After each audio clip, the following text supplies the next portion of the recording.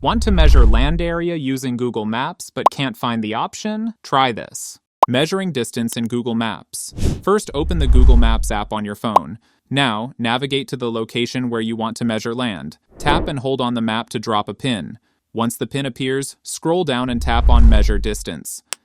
At the bottom, tap Add Point.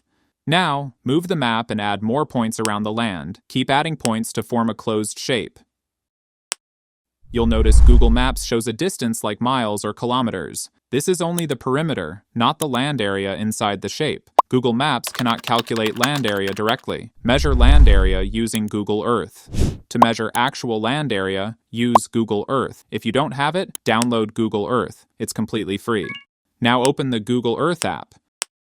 Zoom into the land you want to measure. Tap and hold on the map to drop a point. Tap on Measure. Now, add points around the boundary of the land. Keep adding points until you return to the starting point. When you reach the first point, tap Close Shape. And that's it. Google Maps show the area and perimeter of the land. For more tips and tricks, subscribe.